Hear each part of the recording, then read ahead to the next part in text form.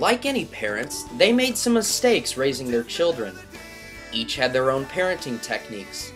Mark was detached and practiced tough love, while Lisa was passive-aggressive and easy to manipulate. Another small yet significant difference was their views towards Christmas. Lisa loved Christmas, and Mark, with his communist ideology, hated it.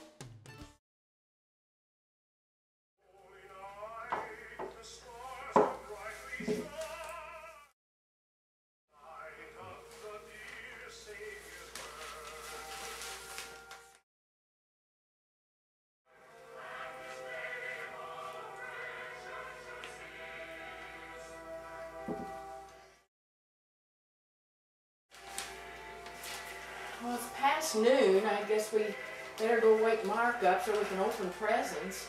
Good luck with that.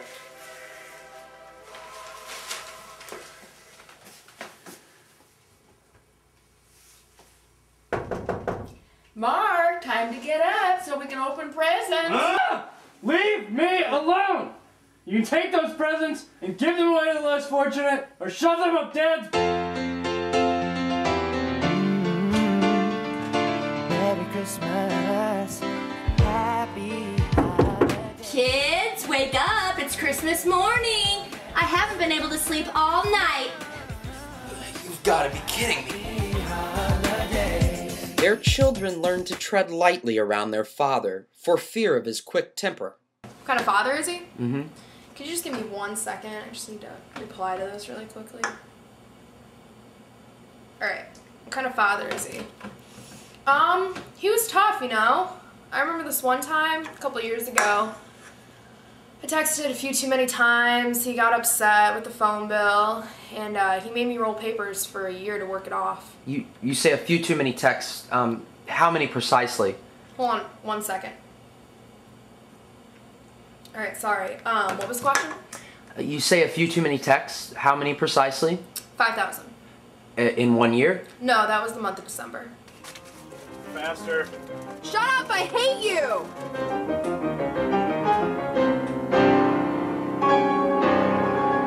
Oh, hi. I didn't see you there. You ready for my interview? Okay, good. I am definitely the man that I am today because of my dad. He's taught me how to love and respect and honor and... Are you kidding me? I thought the whole point of this whole stupid thing was for me to be honest about their marriage and how they were as parents, and you want me to read it. Can I just be honest? Is that okay with you?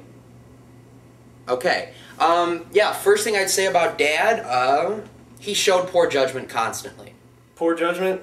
Yeah, I'd say he used pretty poor judgment. He took us to see Liar Liar when we were like 5. You guys ever seen that movie? My dad wouldn't have taken us to see that. We were also supposed to go to the lake when we were younger for what was a fun fishing trip, but that turned into something completely different. He embarrassed me in front of Dan and Coach Hollander and said, I don't know why Eric's so scared to bait the worms. He's a master baiter at home. I was humiliated. Instead of fishing, he made us play cards until 3 in the morning, made us smoke cigars, and made us pay for him and Coach Hollander's Denny's while he made fun of the mentally challenged. Yeah, after they had taken all of our money, my dad said to Dan, you can get it all back, Dan, if you just eat that entire cup of chewed sunflower seeds. What? No, I wouldn't let him go through with it. Are you kidding me? That's disgusting.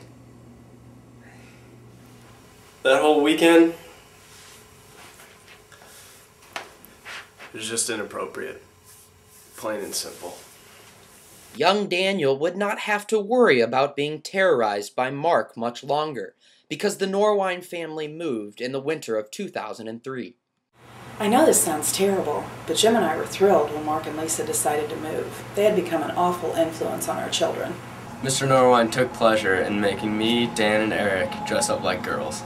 It got so bad, our parents wouldn't even let us visit our good friends the Colclagers anymore. We were unable to get a face-to-face interview with either Rick or Bertie Colclager because they were in Korea picking up the most recent addition to their family. We were, however, able to get a phone interview with Mr. Colclager. The Norwine family? Well, where do I start? They let their kids run wild and play in all of our mulch. Their landscaping was distasteful and embarrassing to the neighborhood. Their oldest son, he came across as squirrely and untrustworthy, something he seemed to get from his father. And their daughter was a poor influence on our little girls. In fact, my wife had to tell our daughters that they couldn't play with Laura anymore. If I had to describe them in one word, it would have to be, let me think, sinful. A foil to her husband, Lisa was always working for her children's love and respect. Generally speaking, this resulted in her being taken advantage of. Their eldest son seemed to take to this manipulation the most. I definitely appreciated Mom's more hands-on approach as opposed to Dad's detachment and abuse. But one thing I will say is her involvement was sometimes embarrassing. For instance, basketball games. Great that she was there. Her cheering, though, was sometimes over the line. Let's just say that. I really enjoyed sitting by Mark, but Lisa could barely stand sitting close to her. She was just so unruly. I mean, she was always drawing negative attention to the rest of us fans. Not to mention the language. It got to the point where it was embarrassing to the rest of us, and we sort of started thinking maybe she should change religions. I guess that wouldn't be so bad when you consider how they decided to raise their kids Lutheran.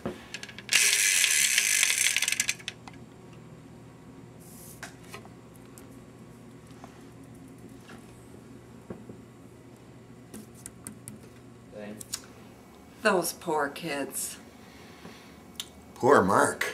She's well-intentioned for the most part, with one exception. Rowdy. God bless his soul. You know, she claims that she accidentally hit him with her car, resulting in his untimely and very painful death, but we all know better.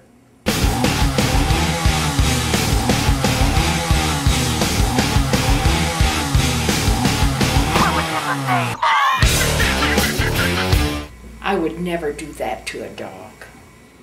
You know, it's actually kind of weird, though. She loves our new dog, Tiki. And I'm going to say the thing that no one wants to say because of political correctness or whatever. But Tiki's white, and Rowdy was black. So was it racially motivated? Yeah, I'd say so.